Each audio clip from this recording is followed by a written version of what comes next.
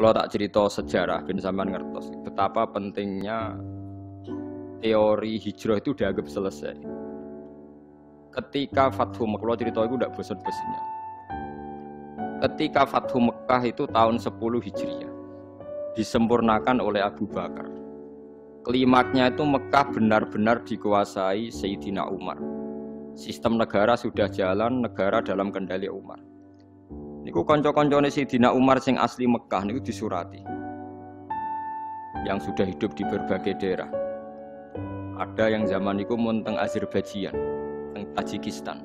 Sing nanti suatu saat nanti jadi daerahnya Imam Bukhari sing terkenal Al-Jami' Sahih sing aran kitab Bukhari. Anak turune.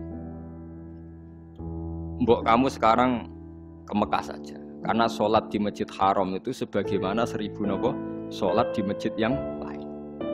Dan Mekah sekarang aman. Iki rumono tenan. Mekah sekarang apa? Aman.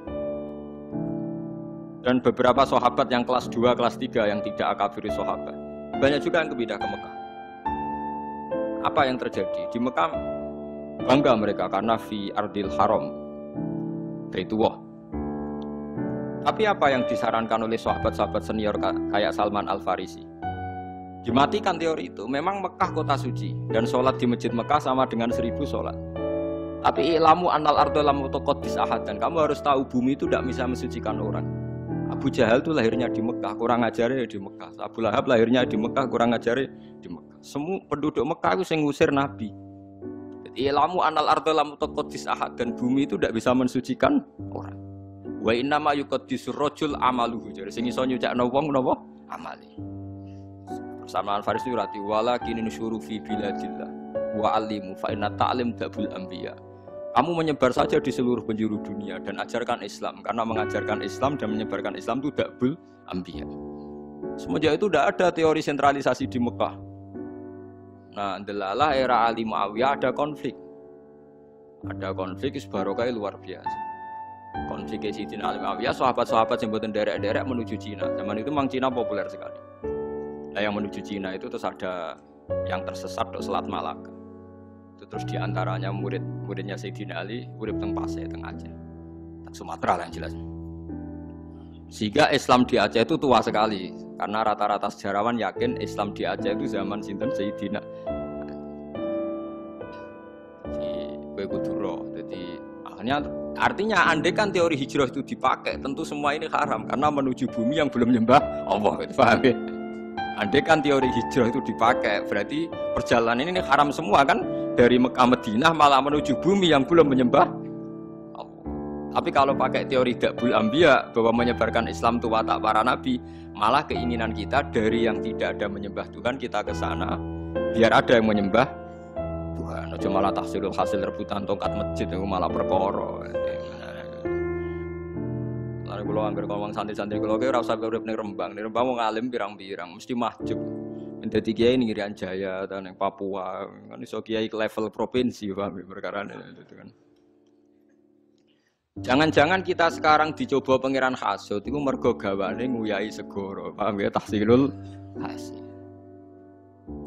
Jadi paham gitu, ini penting. Meskipun kita mungkin nggak bisa melakukan, tapi sampean tahu bahwa Islam secepat ini menyebar di dunia itu barokah fatwane Salman Al-Farisi dan beberapa sahabat.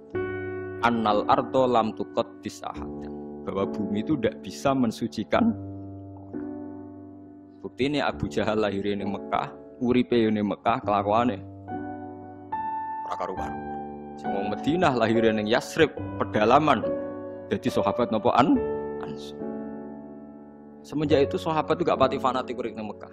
Mulai sahabat akabir sahabat ada yang hidup di Mekah. Malah sanate Abdullah bin Kasir sing wong Mekah. Duwe Kanjeng Nabi dhisik Imam Asim sing uripe teng Kufah. Lha iku sirine kena apa Imam Asim uripe ning Kufah tapi luwih populer timbang qiraahe napa Ibnu Katsir. Mergo sanate luwih cepet tok Rasulullah sallallahu alaihi wasallam. Iku pangeran dadi kersane. Tapi ora karepe Imam Asim wong ndi ora ora. Ibnu Katsir wong ndi ora ora. Pokoke roe juara untuk hadiah wis.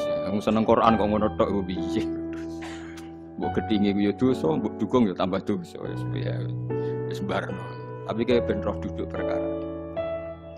Paham ya terus kula suwun nggak boleh menafsirkan Quran kecuali dengan hadis sahih. Hadis sahih paling masyhur di Bukhari Muslim itu memang Nabi berkali-kali ngendikan la hijrata ba'dal fathi walakin jihadun wa niyat.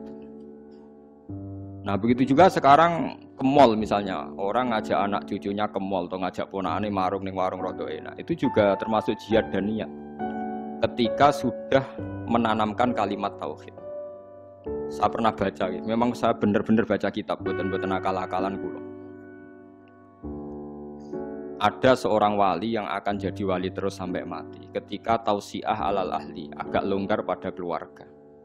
Misalnya begini, ini yang saya alami mawon nggih, mboten saya nyontokno wong liya, sing kula alami. Kula nglatih anak kula salat, wis salat Allahu Akbar. Dan bagi saya Allahu Akbar itu kalimat yang spesial. Anak saya sujud, ya sudah membaca Subhana Rabbiyal A'la, itu bagi saya spesial.